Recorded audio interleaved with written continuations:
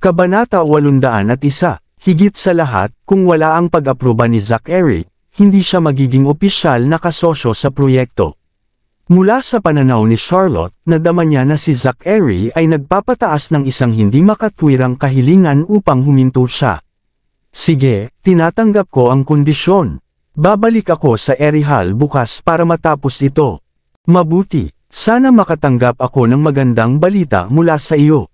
Dahil doon, tumayo na siya at nagsimulang maglakad, na nagsasabing, pipirmahan natin ang mga papeles para sa ating pakikipagsosyo sa negosyo kapag nakuha mo na ang mga dokumento ng autorisasyon mula sa Ministry of Youth and Sports sa Erihal. Habang pinagmamasdan siya ni Charlotte na umalis sa lugar na iyon, hindi niya naiwasang mag-igting ang kanyang mga ngipin sa inis. Ang tusong negosyanteng kausap niya ay walang katulad sa magiliw at mapagmahal na lalaki noong gabi bago. Hindi siya maaaring maging kaparehong tao ni Escort. Iyon ay hindi posible. Charlotte, galit ka ba? Maingat na sinubukan ni Luis na patahimikin siya. Naghanda ako ng handaan ngayong gabi para kay Mr. Lorenzo at Mr. Morgana. Sasamahan mo ba kami? Siyempre, hindi ako mahihirapan dahil lang sa maliit na bagay. Iyan ay magandang pakinggan. Sige, aalis na ako para makisabay sa kanila. Napabuntong hininga si Luis at nakahinga ng maluwag. Okay, pupunta ako sa South Sea. I'll see you tonight. Tumayo si Charlotte at umalis. Samantala, sa kotse ni Zachary, tinanong ni Ben, Mr. Noct, sinasadya mo bang pinaalis si Miss Lindbergh? Matapos ang lahat ng mga taon na ginugol niya sa pagtatrabaho para kay Zachary, lubos na nakilala ni Ben ang kanyang amo upang may kumpiyansang sabihin na siya ay palaging gumuhit ng isang linya sa pagitan ng trabaho at personal na mga gawain, at hindi niya sasabotahiin si Charlotte na may request na ganyan. Kung talagang naramdaman niyang hindi patas para kay Charlotte na humawak ng napakaraming shares, maaari na siyang makipag-ayos sa kanya upang bawasan ang bilang ng mga bahagi na hawak niya o kahit na hiniling sa kanya na mamuhunan ng mas maraming pera sa proyekto. Ang kanyang tila hindi makatwirang kahilingan para kay Charlotte na makakuha ng suporta mula sa Ministry of Youth and Sports ng Erihal ay mas malamang na isang taktika para maalis siya sa HCT sa maikling panahon. Siguro nakita mo ang mga plano ko, di ba?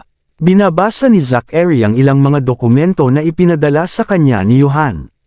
Tila may ilang mga isyu na lumitaw muli tungkol sa paglulunsad ng pinakabagong mga produkto. Mayroong 13 pang araw bago ang araw ng pagbubukas ng territorial water ng South Sea. Si Mr. Noct ay malamang na hindi na babalik sa M-Nation sa lalong madaling panahon. Pinapaalis mo ba si Miss Lindbergh pansamantala para harapin mo muna si Mr. Noct at pigilan ang dalawa na magkita? Oo, nitong mga nakaraang araw, maraming pagkakataon na ang dalawa ay halos magkakilala sila sa personal. Kung gagawin nila, ang lahat sa impyerno ay mawawala, at hindi ako makakakuha ng anumang pagkakataon. Totoo iyon. Habang inaalala ni Ben ang mga panahong iyon, nakaramdam siya ng lamig sa kanyang gulugod. Kapag pumunta si Charlotte sa Erihal, ako na ang bahala sa mga bagay tungkol kay Henry at bibisitahin ko ang Phoenix City. Kailangan kong suriin mo kung ano ang nangyari kay Dr. Felch para sa akin. Naiintindihan mo ba? 2 taon na ang nakalilipas, nang mawala si Charlotte, gustong-gusto ni Haley at Sam na dalhin si Dr. Felch back to Phoenix City sa kabila ng katotohanang hindi pa siya nagising mula sa kanyang koma noon. Hindi naman sila pinilit ni Zachary na manatili at binigyan lang sila ng pera bago sila umalis. Alam niyang nawala na sila ng tiwala sa kanya pagkatapos ng pagkawala ni Charlotte. Parang si Olivia, yung dalawang ito kahit na nagsimulang maghinala sa kanya para sa plano ng pagkamatay ni Charlotte at Mrs. Berry para sa kapakanan ng pag-iingat sa kanyang mga anak. Gaya ng inaasahan niya, nang umalis sina Haley at Sam sa HCT, agad nilang pinutol ang lahat ng koneksyon sa pamilya Noct. Umalis na rin si Olivia kasama ang kanyang ina at hindi na bumalik. Nang makita niya mismo kung gaano kakilakilabot ang pagbabalik ni Charlotte noong nakaraang gabi, siya ay labis na nabigla. Sa kanyang isip, sumumpa siya sa kanyang sarili na hindi na niya hahayaang magdusa pa siya sa kanyang karamdaman, ni hindi niya hahayaang layuan siya nito sa kanyang ginawa. Kailangan niyang mahanap si Dr. Felch sa lalong madaling panahon upang ang lason na namamalagi sa katawan nito ay alisin. Hinding-hindi siya tutulungan ni Hailey at Sam dahil sa malaking hindi pagkakaunawaan sa pagitan nila at ang mga pangyayari sa nakaraan na lubhang nakasugat sa kay Dr. Felch.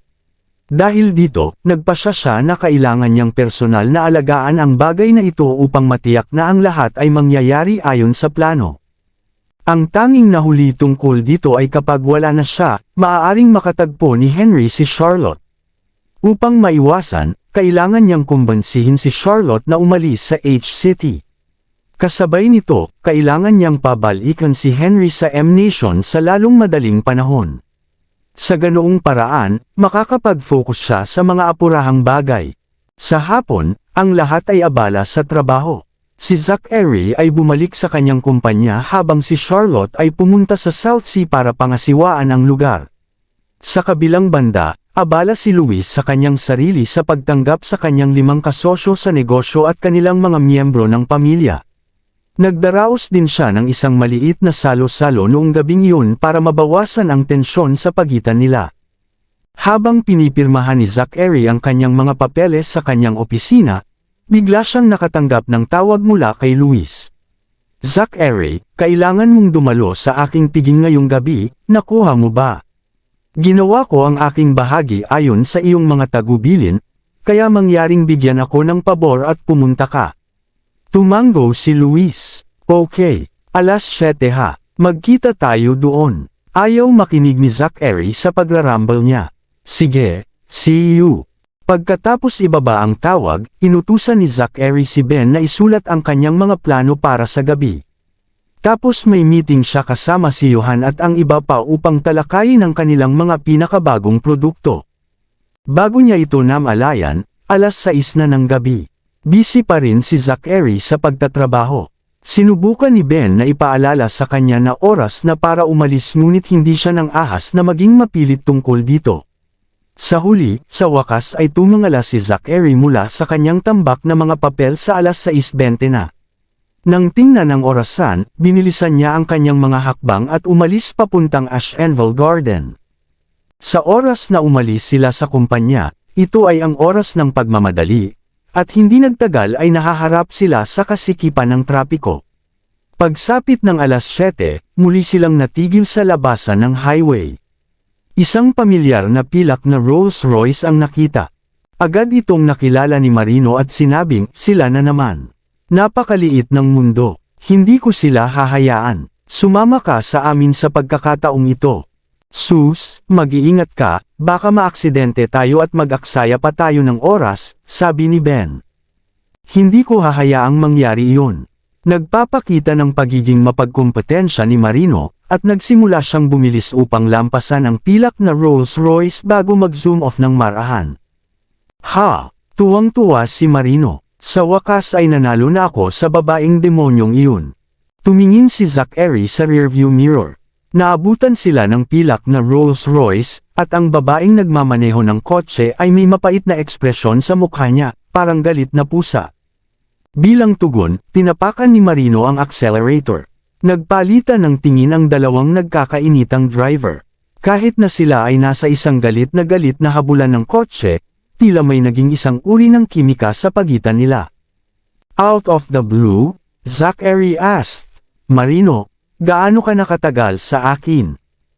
Ha! Kumurap-kurap si Marino, pagkatapos ay nauuto, 8 years, Mr. Knock. Siya ay kasama mo mula noong siya ay 13, dagdag ni Ben. Tumango si Zachary. Habang patuloy na nagmamaneho si Marino, ang kanyang mga kamay ay nagsimulang manginig ng hindi mapigilan. Akala niya siya lang gumawa ng isang kakilakilabot na pagkakamali, at malapit na siyang sipain ni Zachary. May task ako sa'yo, biglang sabi ni Zachary. Ano ba iyon, Mr. Knock? Gagawin ko ang lahat para sa iyo.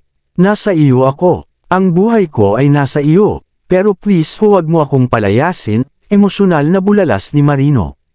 Halos mabulunan siya at namumula ang mga mata. Medyo nabahala din si Ben at lumingon para obserbahan si Zachary. Sa sandaling iyon, ang pilak na Rolls-Royce ay mabilis na dumaan sa kanila. Inilabas ni Morgan ang kanyang kamay sa bintana at binigyan ng thumbs down si Marino. Nagnganga ang mga ngipin ni Marino. Ihihinto niya sana ang sasakyan at aawayin sila kung kaya niya, ngunit ginawa niya na mas pinipilit na mga bagay sa kamay. Pagtingin sa rearview mirror, nanginginig niyang kausap sa boses si Zack Eri. Mr. Knock, ano ang ipagagawa mo para sa akin? Ang babae sa kotse na iyon ay tinatawag na Morgan. Itinuro ni Zack Eri ang pilak na Rolls Royce. Gusto kong makuha mo siya. Natigilan si Ben. Ha! Napabuntong hininga si Marino. Nagsalubong ang kanyang mga kilay, at naging matigas ang kanyang ekspresyon. Kahit na siya nakakainis, pero ako, I don't think she deserves to die. Walang humihiling na patayin mo siya. Medyo naiinis si Zack Eri. Hinihiling ko sa iyo na ligawan siya at makipaglandian kasama niya. Flirt, naiintindihan mo ba? Napatulala si Marino kaya inabot siya ng ilang saglit para makabalik sa kanyang katinoan. Namumula, bamulong siya, ako, hindi ko alam kung paano. Turuan mo siya, binigyan ni Zack Eri ng masamang tingin si Ben. Ano, kumibot ang mga sulok ng labi ni Ben. Ayoko. Kung maglakas loob kang sabihin na hindi ka marunong manligaw, puputulan ko ang dila mo. Kung hindi mo alam, mag-aral ka. Ganon kadali. Don't tell me mas mahirap ito kaysa magpaputok ng baril. Bulalas ni Zack Eri. Naiintindihan ko. Ibinaba ni Ben ang kanyang ulo. Okay, kinakabahang sagot ni Marino, namumula ang buong mukha. Hindi nagtagal, nakarating na sila sa Ashenville Garden. Noong una ay gusto ni Zack Eri na magpalit ng bagong set ng damit bago pumunta doon, ngunit tinawagan siya muli ni Luis upang himukin siyang magmadali. Late ka ng kalahating oras. Ang lahat ay naghihintay sa iyo. Malapit na ako. Dumiretso na si Zack Eri sa banquet hall. Hiniling ni Ben sa isa sa mga bodyguard sa Hot Spring Resort na magpadala ng isang set ng mga damit. Pagdating ni Zack Eri sa banquet hall, nakakita siya ng isa pang sasakyan na pag-aari ng pamilya Knock na nakaparada sa likod niya. Dumating rin si Cynthia. Bakit ka dumating? Hindi napigilan ni Zack Eri na sumimangot. Lalabas lang ako para makalanghap ng sariwang hangin nang mabalitaan kung kailangan mo nang maghatid ng damit sa iyo. So, lumapit lang ako. Napangiti si Cynthia habang sinenyasan si Zack Eri. Hindi na kailangan ang lahat ng problema. Hindi inisip ni Zack Eri ang kanyang hindi inaasahang pagdating sa kabila ng pakiramdam na medyo inis. Lumapit si Ben sa kanya at kinuha ang mga damit. Bumalik ka na at magpahinga ngayon, sabi ni Zack Eri, na naglakad na paalis. Sa sobrang takot niya, biglang lumabas ang grupo ng mga bisita sa banquet hall para salubungin siya, at agad namang nakita ng babaeng tinatawag na Mrs. Morgana si Cynthia. Hoy! Hindi ba ito si Mrs. Knock? Sigaw niya. Tama ka, siya iyon. Mukhang excited din si Mrs. Lorenzo. Ito talaga si Mrs. Knock. Nakita ko siya sa balita. Mr. Knock, hindi ko alam na isinama mo rin ang pamilya mo para sa gabi. Iyon ay mahusay. Makikilala nating lahat ang isa't isa. Agad namang binigyan ni Zack Eri ng masamang tingin si Ben. Nagsimulang magpanik si Ben at hinimok ang mga bodyguard na ibalik si Cynthia. Gayunpaman, sa mismong sandaling iyon, umalangaw mula sa malayo ang isang nakakatakot at malutong na boses. Anong meron sa lihim? Hindi ba natin siya titignan? Nang makapagpalat na si Charlotte at lumabas, narinig niya ang kaguluhan sa labas ng handaan ng bulwagan. Ang babaeng pinag-uusapan na pinagbubulungan ng mga iyon ay hindi pa bumababa sa kotse, at hindi makita ni Charlotte ang kanyang mukha. Nagdulot iyon ng interes kay Charlotte sa misteryosong babaeng sinusubukang itago ni Zack Eri. Para kay Zack Eri, ang huling bagay na gusto niya ay magkita sina Cynthia at Charlotte. Kung si Charlotte ay makikinig sa tsismis, ang mga bisitang iyon ay magkakagulo at maghahinuha na ang pamilya Knock ay pinalitan siya ng pamilya ni Cynthia. Bago pa man magawa ni Zack Eri ang iba, inihatid na siya ng medical staff si Cynthia palabas ng sasakyan. Ngumiti siya at kumaway sa mga bisitang nag-uusap tungkol sa kanya. Agad na nagdilim ang ekspresyon ni Zack Eri. Hinawakan ang braso ni Cynthia, at gustong-gusto niya itinulak siya pabalik sa kotse. Gayunpaman, sa mga mata ng mga nanunood, nakita nila ito bilang isang mabait na pagkilos upang suportahan si Cynthia. Oh, anong mapagmahal na mag-asawa! Ang pinakamasama ay nangyari, at huli na para bawiin ito. Sa wakas ay mas napagmasdan ni Charlotte ang mukha ni Cynthia. Sa sandaling dumapo ang mga mata niya sa babae sa di kalayuan, isang masalimuot ngunit kakaibang pakiramdam na hindi mailarawan ng mga salita ay nagsimulang umusbong sa pamamagitan ng kanyang mga ugat. Isang nakakasukang sensasyon ang bumalot sa kanyang katawan, at may malamig na kung anong lumalabas sa kanyang ilong. Charlotte, lumapit si Louis at inakbayan siya para alalayan siya. Nang mapansin ni Zachary na may nosebleed si Charlotte, tumakbo din ito papunta sa kanya pero biglang sinalubong ng masakit na titig ni Charlotte. Ang kanyang mga mata ay nag-aapoy sa hindi mapag-aalinlangan ng apoy ng paghihiganti at puot. Natigilan si Zachary sa kanyang kinatatayuan. Nanlaki ang mata niya sa gulat. May naalala ba siya? Oh, may nalaman ba siya? Charlotte, okay ka lang. Nagulat din si Louis sa ekspresyon ni Charlotte. Isang matinding kirot ang bumalot sa utak ni Charlotte. Nakaramdam siya ng biglaang pag-igting ng emosyon, ilang segundo lang ang nakalipas, ngunit ang lahat ay naglaho muli. Pumasok ka muna at magpahinga. Agad na dinala ni Louis si Charlotte sa bahay. Nang makita ang biglaang pagkasira ni Charlotte, ang ibang mga bisita sa eksena ay walang ideya kung ano ang magiging reaksyon at tahimik lang na nakatayo doon. Habang pinagmamasdan ni Zachary si Charlotte na papalayo ng palayo sa kanya, pakiramdam niya ay lumulubog siya sa napakalalim at madilim na kailaliman. Natamaan siya sa realization na maaaring nalaman na ni Charlotte ang pagpapalit ni Cynthia sa kanya 2 taon na ang nakakaraan bago pa man siya mawala sa kanyang alaala. Kung hindi siya magiging likas na mausisa sa babaeng nasa tabi niya, ni hindi niya iyon irereact ang paraan ng makita si Cynthia. Naramdaman ni Zachary na may humila sa braso niya mula sa likod.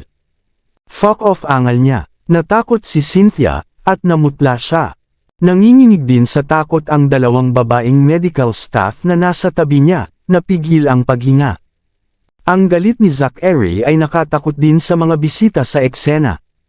Matapos ang matagal at nakakatakot na katahimikan, sa wakas ay huminga ng malalim si Zachary bago tumingin kay Cynthia. Nangilid ang luha sa mga mata, nanginginig si Cynthia habang sinenyasan si Zachary. Zachary, ginawa ko ba na may mali? May nagawa ba akong ikinagalit mo? Sa hindi malamang dahilan, hindi na natiis ni Zachary na paglaruan siya. Nakakunot ang noo niyang utos, pabalikan mo siya. Naiintindihan. Agad na tinulungan ng medical staff si Cynthia pabalik sa sasakyan. Isinara ng bodyguard ang mga pinto at umalis. Habang tumatagal, pinagmamasdan ni Ben ang ekspresyon ng mukha ni Zachary. Pansamantalang nakatingin sa kanya, siya ay sinabi, sa palagay ko ay hindi pa naaalala ni Miss Lindbergh ang anumang bagay. Hindi ito ang oras para magpanik ng ganito. Paano kung pumasok tayo at tingnan siya? Umalis si Zachary nang hindi man lang tumitingin sa kanya. Sa ibabaw, ang banquet hall ay tila masigla pa rin, kasama ang hindi kapani-pani walang mga piraso ng tunog ng piano na pumupuno sa buong kwarto. Gayunpaman, ang mga bisita ay hindi nang ahas na sumayaw o magsaya sa kanilang sarili dahil sa hindi mapag-aalinlanganan, at nananatili ang tensyon sa hangin. Nagmamadaling pumunta si Zachary sa lounge. Naiwang nakaawang ang pinto. Ginagawa ni Louis ang lahat para mapangalagaan. Charlotte, kamusta ang pakiramdam mo? Kailangan mo ba akong tumawag ng ambulansya? I'm fine. Nabawi ni Charlotte ang kanyang pagkakalmado. Pagkatapos niyang uminom ng isang baso ng maligamgam na tubig, sa wakas ay tumangala. Nang masulyapan si Zachary sa pintuan, naging malamig ang kanyang tingin. Mr. Knock, hindi mo ba kailangan para makasama ang asawa mo? Bakit ka nandito? Gusto siyang tanungin ni Zachary kung ano ang nararamdaman niya, pero kahit papaano, hindi niya masabi ang mga salitang iyon. Miss Lindbergh, masama ang kalusugan mo. Dapat kang bumalik at magpahinga kaagad. Ang iyong asawa ang nasa mahinang kalusugan. Nagtaas ng kilay si Charlotte. Wala akong pakialam kung nasa lugar ako ng trabaho o sa larangan ng digmaan. Ako, si Charlotte Lindbergh, ay hindi kailanman umaatres. Mas mabuti kung ganoon. Mataimtim na tinitigan siya ni Zachary, pagkatapos ay umalis. Nakayuko siya habang naglalakad at nakakuyom ang mga kamao. Kahit na siya ay nag-aalala na may sakit para sa kanya, hindi niya magawang lumapit sa kanya at aliwin siya sa kanyang mga bisig, ni hindi siya nagkaroon ng pagkakataong ipaliwanag ang kanyang sarili. Iyon, para sa kanya, ang pinakamasakit na pakiramdam kailanman. Anong nangyayari? Nilingon ni Luis si Zachary habang paalis siya, na malalim ang iniisip. Pagkatapos ng maikling pause, he mumbled softly, bakit sinasabi ng lahat na ang babae sa kotse ay asawa ni Zachary? Nawawala ang asawa niya. Mauna ka na. Kailangan mong i-welcome ang mga bisita sa labas. Hindi nahuli ni Charlotte kung ano ang sinabi ni Luis at hinimok siyang alagaan ang mga tao sa labas. Huwag mong hayaan ang mga hindi magandang pangyayari kagabi na ulitin sa kanilang sarili. Huwag mong hayaang sirain ni Zachary ang piging na ito. Tama, okay, lalabas muna ako. Nanginginig na bumangon si Luis. Bago lumabas ng kwarto, tumingin siya sa likod at nagtanong, okay ka lang ba talaga? I'm fine. Aayusin ko ang make-up ko at sasamahan kita. Ngumiti si Charlotte sa kanya.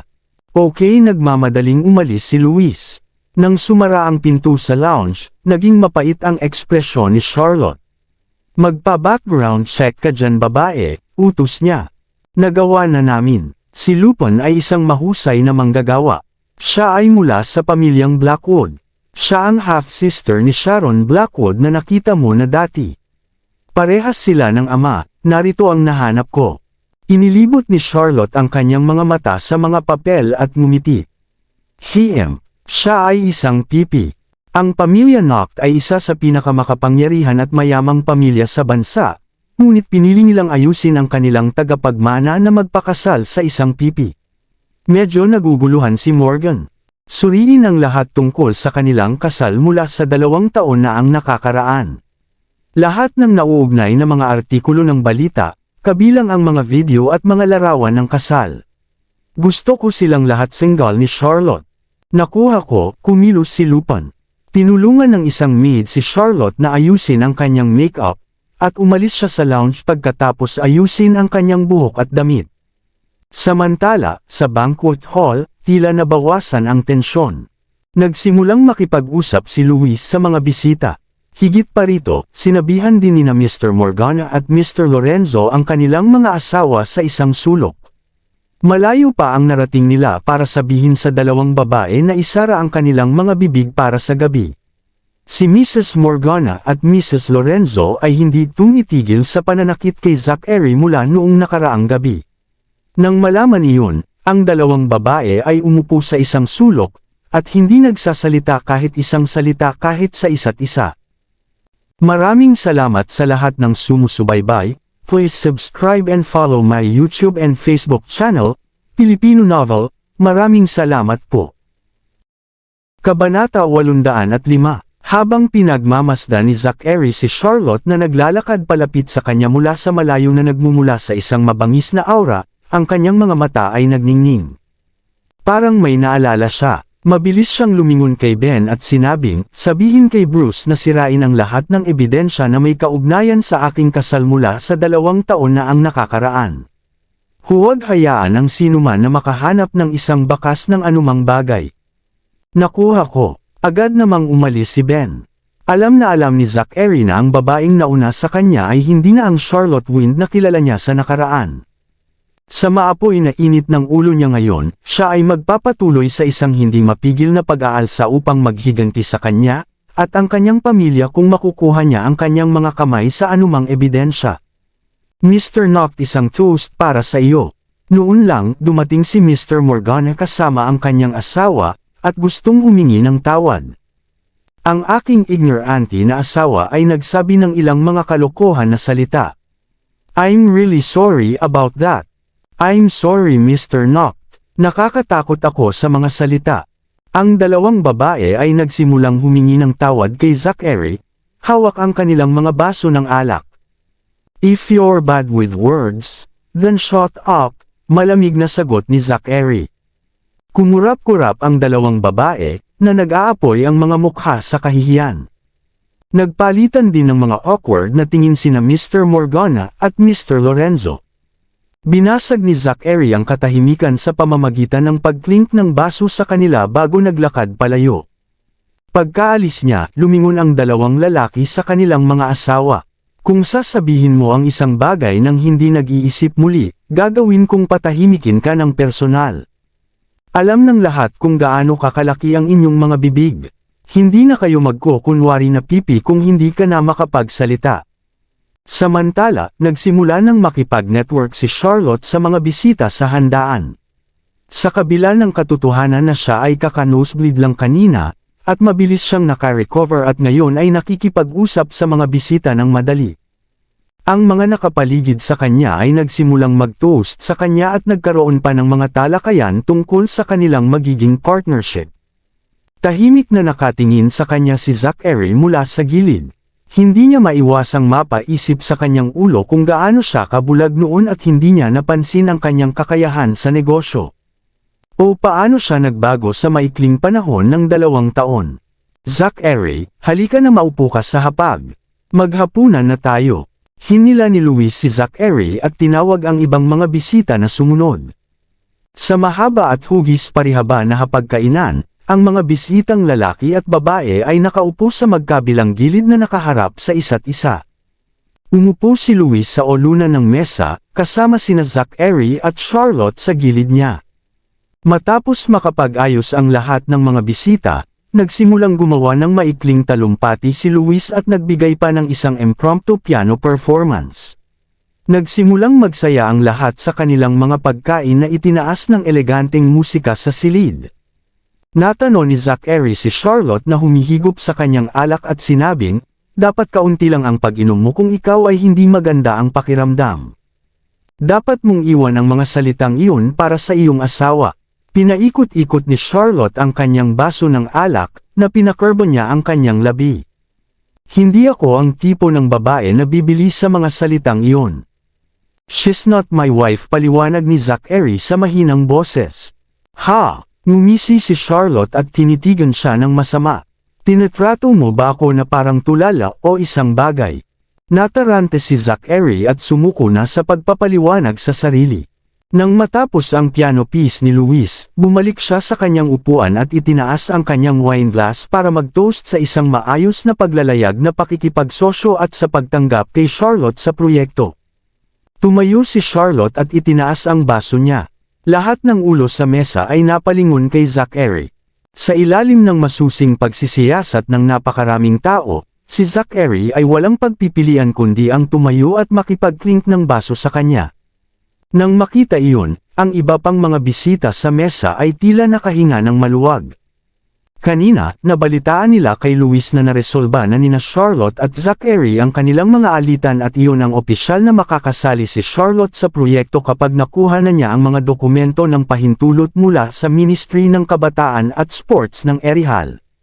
Mula sa kanilang kaalaman, hindi magiging mahirap para sa isang tao mula sa pamilya Lindbergh na gawin ito. Kaya naman, binabati nila siya ng maaga.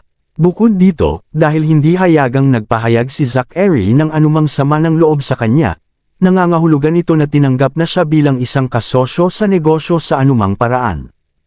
At kaya, sa wakas ay nabuhay ang kapaligiran sa silid, at ang lahat ay tila mas nakaka-relax. Sa wakas ay nadama na parang isang piging ang ini-host. Matapos uminom ng kaunting inumin, naglakas loob si Luis at inanyayahan si Charlotte para sa isang sayaw, kung saan masayang sumang-ayon. Sumayaw silang dalawa ng matikas na waltz, na sinasabayan ng romantikong pyesa na tinutugtog sa piano. Para silang match made in heaven, na nanalo ng palakpakan at mga salita ng papuri mula sa mga bisita. Habang nakatingin si Zack Eri ay halos hindi niya maitago ang pait sa kanyang mukha. Hindi niya inaasahan si Luis na nagpumilit sa kanyang mga pagsulong sa kabila ng kanyang mga pagtatangka na ilayo siya kay Charlotte. Parang meron ako na minamaliit ang aking karibal. Kahit na natapos ang waltz, tila ayaw alisin ni Luis ang kanyang kamay sa baywang ni Charlotte. Dahan-daang itinulak ang kanyang dibdib gamit ang isang daliri, tatalikod na sana si Charlotte at aalis. Sa sobrang gulat niya, biglang lumuhod si Luis sa isang tuhod at naglabas ng isang diamond ring na nagpapahayag, "Charlotte, mangyaring maging kasintahan ko." Napabuntong hininga ang ibang bisita sa silid. Walang sino man ang nag-asam ng gayong kagulat-gulat na sorpresa na magaganap noong gabing iyon. Sa maligaya na kapaligiran, lahat ng mga bisita ay tumayo at sumigaw ng, "Say yes! Say yes!" Sa kabilang banda, lalong nagsalubong ang mga kilay ni Zachary. Ilang taon na niyang kaibigan si Luis pero never niya ma-expected na may ganung romantic side sa kanya ang kaibigan niya. Paulit-ulit niyang pinaalalahanan si Luis na layuan si Charlotte hanggang sa madama niyang tiyak na si Luis na maunawaan niya ang kanyang mga salita, ngunit si Luis ay nagplano ng gayong marangya na pag-amin. "Luis, anong ginagawa mo?" Inilibot ni Charlotte ang kanyang mga mata sa kabuuan ng silid at kumunat ang noo kay Luis. "Bumangon ka na. Kailangan mo muna akong sagutin." Tinitigan siya ni Luis ng mataman. "Ayos lang. Walang presyon. Kahit tanggihan mo ako, hihintayin kita." Nakatingin sa mga mata ni Luis, sumagot si Charlotte pagkatapos ng ilang sandali ng paghinto. "I'll give you a reply pagdating ko pabalik mula sa Erihal." "Talaga? Ang galing." Tuwang-tuwa si Luis. Pakiramdam niya ay hindi siya bibigyan ni Charlotte ng mapilit na sagot ng gabing iyon. Gayunpaman, isang direktang tugon at eksaktong oras ang kailangan niyang marinig. Nalalaya ni Charlotte si Luis na tumayo at niyakap ito bago sila bumalik sa kanilang mga upuan. Walang kamalay-malay na sumulyap siya kay Zachary at nakita niyang nakatutok ang mga mata nito sa kanya. Habang nagkatitigan sila, isang hindi maarak na kislap ang sumilay sa kanilang dalawa. Habang nagbabantay, si Charlotte ang unang umiwas ng tingin. Ibinalik ni Zachary ang tingin sa kanyang baso ng alak. Habang umiinom pa siya ng ilang higop, nakaramdam siya ng takot sa puso niya kahit na walang ekspresyon. Batay sa saloobin ni Charlotte kay Luis, masasabi niyang hindi niya ito tinanggihan sa pinakamaliit. Ang isa pang ideyang pumasok sa kanyang isipan ay ang sinabi sa kanya ni Bruce noon. Ang Charlotte na iyon talaga ay isang nagbagong tao, at maaaring mas pahalagahan niya ang mga natamo ng kanyang pamilya kaysa sa sarili niyang emosyon. Habang nasa isip ang mga obserbasyon na iyon, nagsimulang makita ni Zachary ang posibilidad na pumayag si Charlotte na maging girlfriend ni Luis. Matapos makaranas ng napakaraming tagumpay at kabiguan sa nakalipas na ilang taon, si Zachary ay nagbago rin sa isang mas composed na tao. Ang kanyang dating sarili ay nag-aamok sa selos, ngunit sa halip, siya ngayon ay pinag-aaralan ng mahinahon ang sitwasyon. Kahit gaano man siya ka-insecure at heartbroken sa loob-loob niya, hindi niya hahayaang gumawa ng anuman ng padalos-dalos. "Sir Luis, Miss Lindbergh, mag-toast kami sa inyong dalawa." Itinaas muli ng mga bisita ang kanilang mga baso, sa pagkakataong ito ay batiin ang posibleng pagsilang ng bagong magkasintahan. Marami ang nagsasabi kay Charlotte kung gaano kahusay si Luis para sa kanya. Ngumiti lang si Charlotte at hindi sumagot.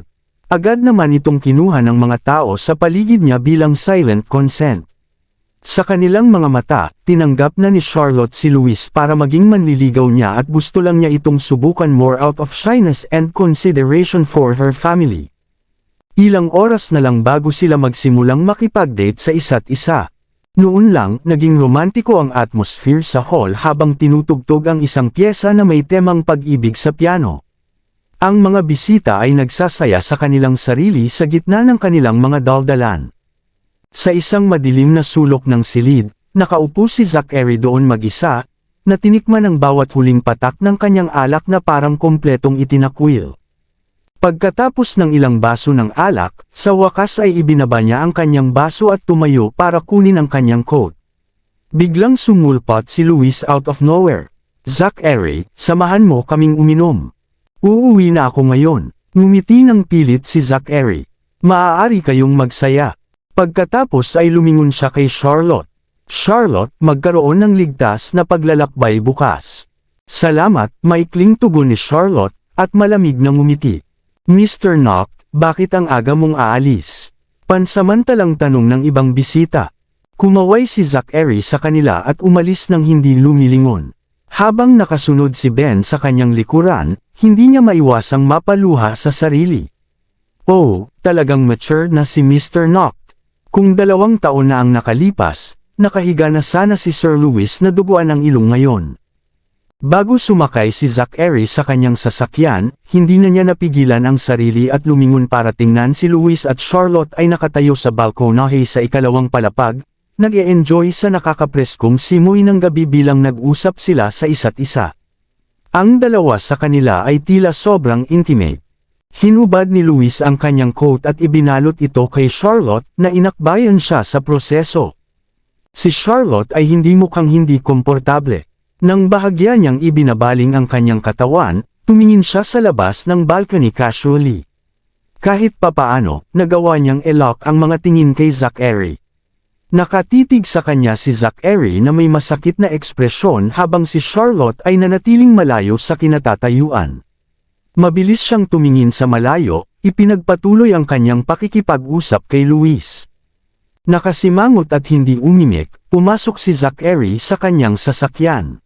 Paano kung subukan nating makipag-ugnayan kay Miss Lindbergh gamit ang ibang pagkakakilanlan?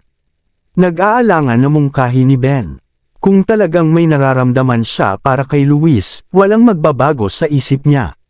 Si Zachary ay parang walang emosyon, ngunit ang mga mata niyang nababagabag ay bumigay sa kanya. Hindi na nang ahas magsalita si Ben at tahimik na umupo sa tabi niya.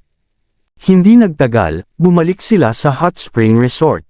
Babalik na sana si Zachary sa kanyang kwarto para magpahinga nang maabutan niya si Cynthia sa sala sa unang palapag.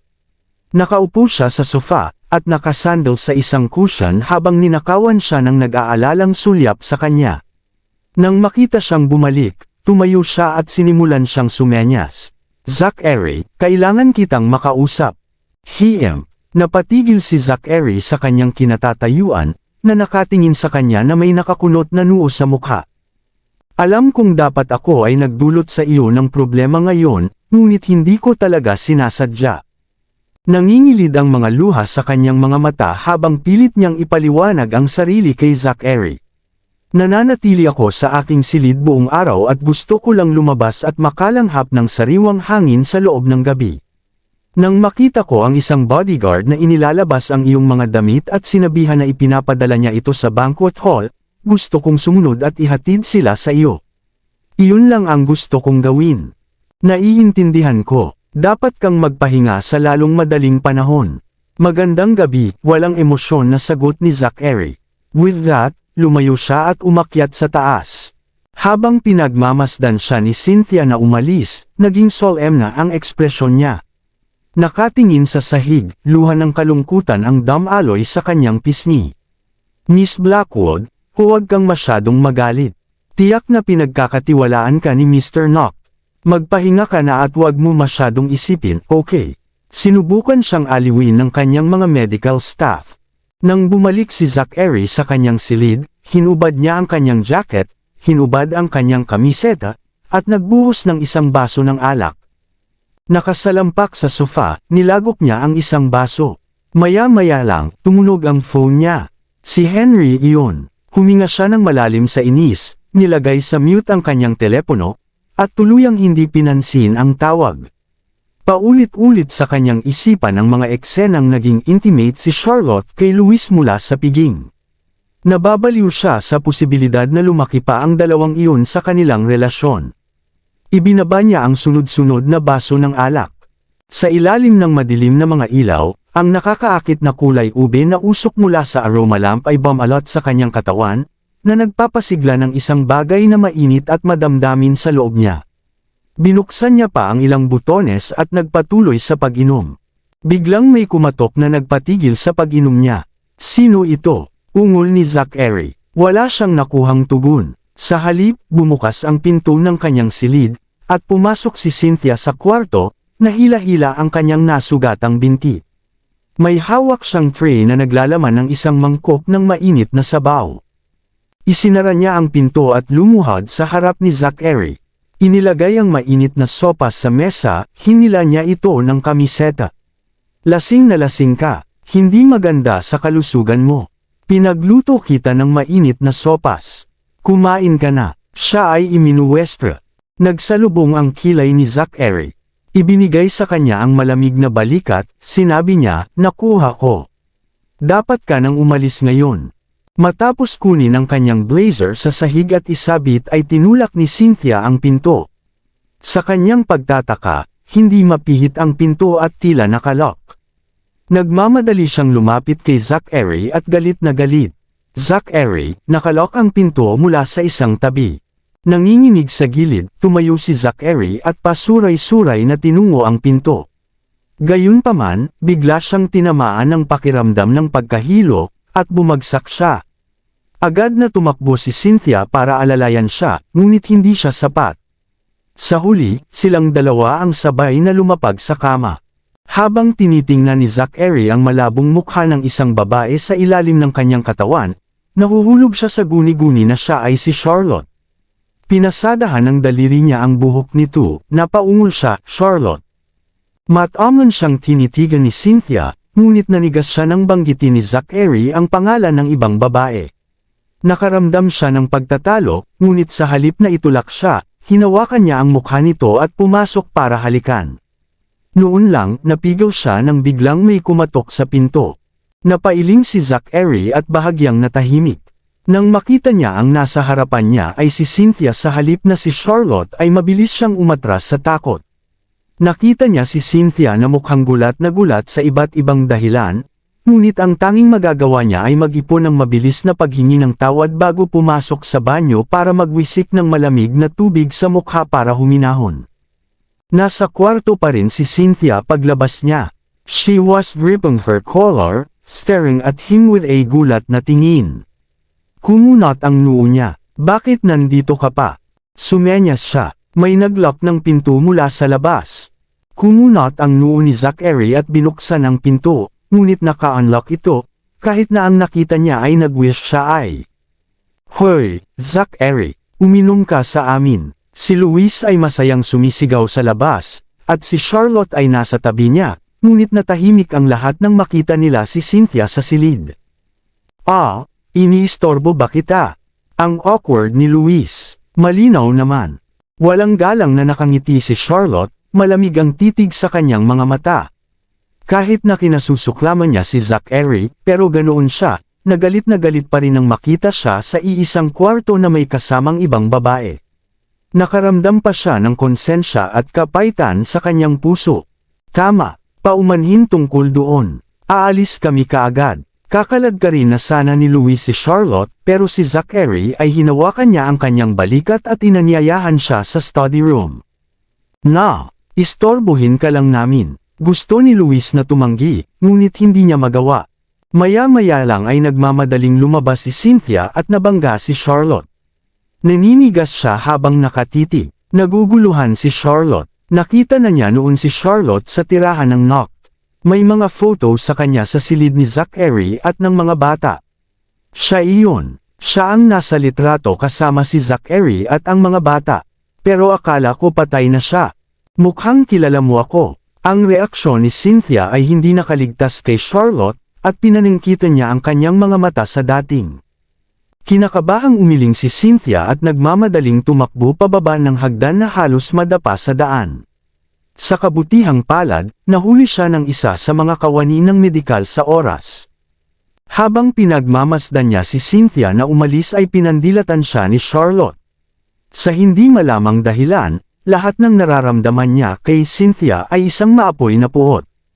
Sa ganitong paraan, Miss Lindbergh, inanyayahan siya ni Zachary sa kanyang pag-aaral at tumingin kay Ben, na nasa ibaba ng hagdan. Sumenya si Ben sa kanya, sinabing nakipag-ayos na siya kina Cain at Kyle. Nakabantay din siya kay Cynthia at ang kanyang mga alipors upang pigilan silang sabihin sa sinuman ang tungkol sa pag-iral ni Charlotte. Tumango si Zachary at inakay si Charlotte sa kanyang study room. Nandito lang kami para makipag-inuman sa iyo, Zachary. Si Luis ay tulad ng isang pusa sa mainit na brick, at lahat ng gusto niyang gawin sa sandaling iyon ay ang pag-alis.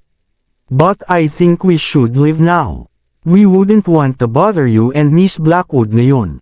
Oo, ayaw naming maging abala. Nagyayelo ang tono ni Charlotte at hindi man lang siya nag-abalang sumulyap kay Zachary.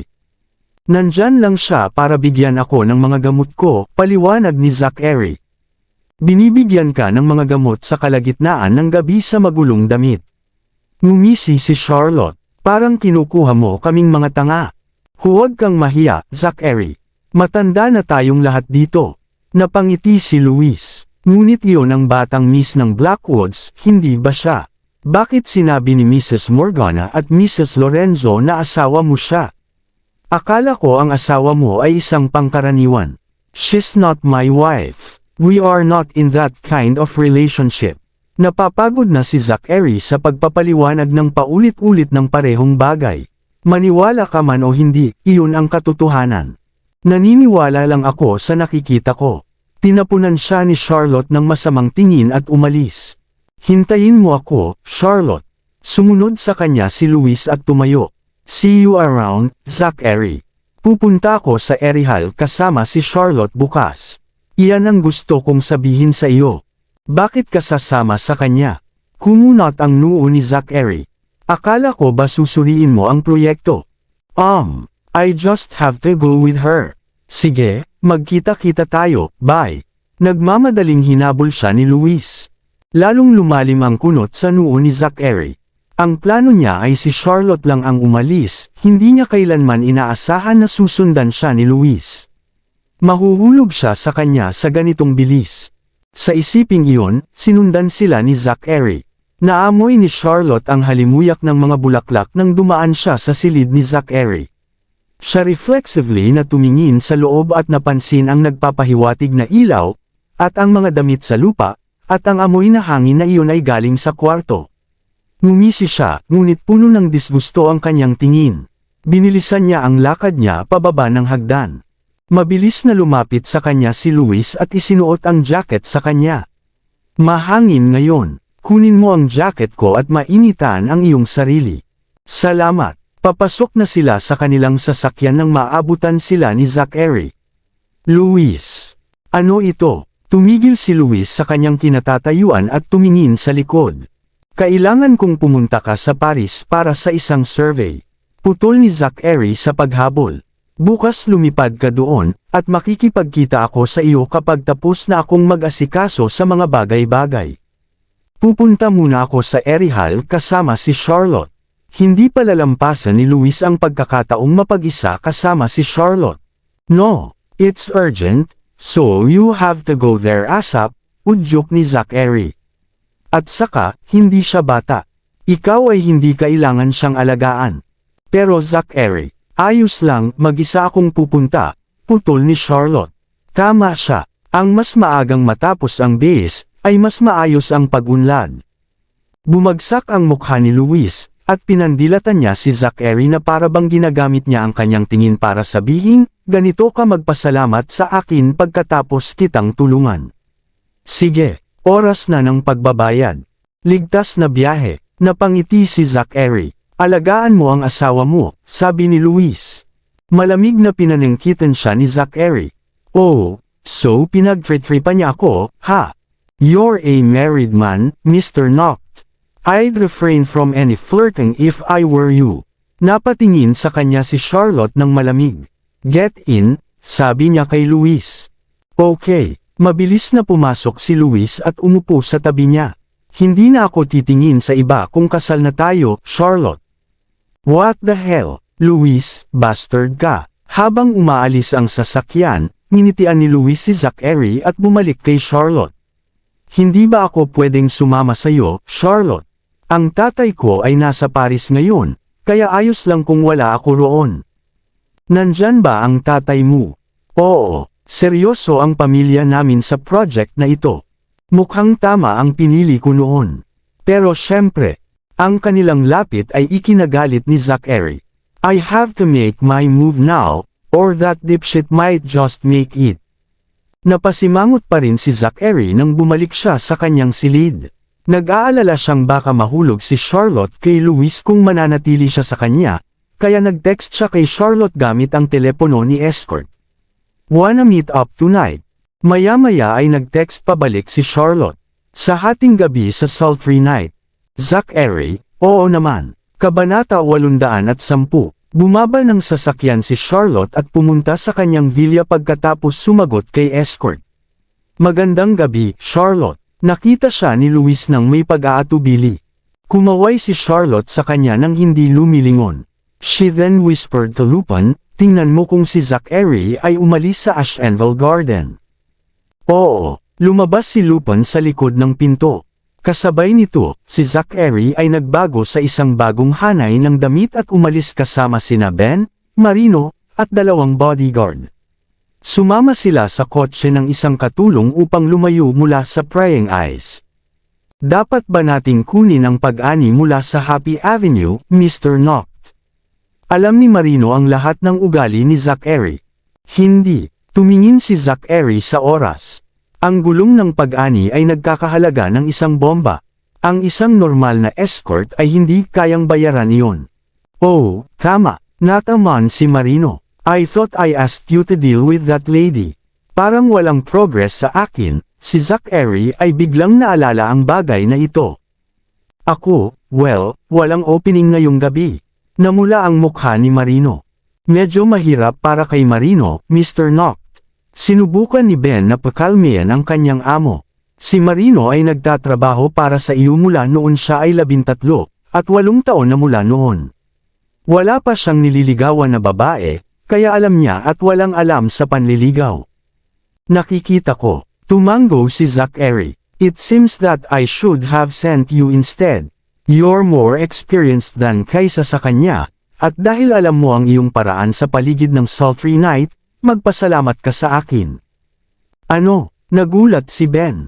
Hindi niya inaasahan na malalagay siya sa gulo dahil lang sa pagtulong niya kay Marino noon. Sige, napagpasyahan ko na, tinuro ni Zachary si Ben at inutusan, sa iyo si Lupin. Siya noon lumingon ay kay Marino. At haharapin mo si Morgan. Ako, nagpapanik si Marino, ngunit hindi siya naglakas loob na tumutol. Ngunit ang isang malamig, masungit, at mayabang na bitch na si Lupin. Hindi ka maaaring magseryoso, Mr. Noct. Halos nagmamakaawa si Ben, pakiusap, huwag mong itulak ito sa akin. Nababaliw siya dahil gusto niyang magustuhan mo siya, get it. Binigyan siya ni Zachary ng tip. Ngunit hindi ito matanggap ni Ben. Hindi pwede iyon. Kung sasabihin kong ginagawa niya iyon dahil gusto kanya, iyon ang totoo. Hindi umatras si Zachary. Ikaw ba ay susuway sa utos ko? Hindi. Walang pagpipilian si Ben kundi gawin ang misyon. Binigyan siya ni Marino ng isang tingin ng awa, at ibinalik niya iyon. Parehong bakas sa mukha nila ang kawalan ng pag-asa. Kasabay nito, nagpalit na si Charlotte at papasok na sana sa kanyang sasakyan nang dumating si Lupin na dala ang balita. Umalis na si Zachary, pero hindi sa Rolls Royce niya. Ginagamit niya ang Benz ng kanyang subordinate. Narito ang plate number. Binigay niya ang phone niya kay Charlotte. Tumingin si Charlotte at kabisado ang plate number. Titingnan niya kung si Zachary si escort ng gabing iyon. Patay na siya kung siya nga. Pagkatapos magsuot ng maskara, pumasok si Zachary sa sultry night. As usual, siksikan, at ang daming tao na magulo. Naiinis siya, pero tiniis niya dahil malapit na niyang makita si Charlotte. Tiningnan ni Zachary ang oras at napagtantong maaga siya ng 10 minuto, kaya pumunta siya sa kanyang silid upang tingnan kung mayroong anumang bagay sa kanya na magbibigay sa kanya. Ang una niyang napansin ay ang sugat niya sa leeg. Dapat ay napansin na niya ito sa ngayon, ngunit hindi siya naghinala dahil nagtitiwala siya kay escort. Pero kung gano'n na mawala ang tiwala, magkakaroon ng isang mundo ng problema na naghihintay para sa akin. Inilabas ni Zachary ang isang punyal at gumawa pa ng ilang kalmat sa kanyang sugat. Anong ginagawa mo, Mr. Noct? Nagulat si Ben. Manahimik ka at ibigay mo sa akin ang medical kit, utos ni Zachary. Yes sir. Nagmamadaling kinuha ni Ben ang medical kit at inilabas ang bendahe at hemostatic dressing para pigilan ang pagdugo. Ginawa ni Zachary na parang slash mark ang bite mark sa kanyang leeg. Dahil sariwa pa ito, kailangan na niyang ito ang pagdugo nito at malagyan ng benda.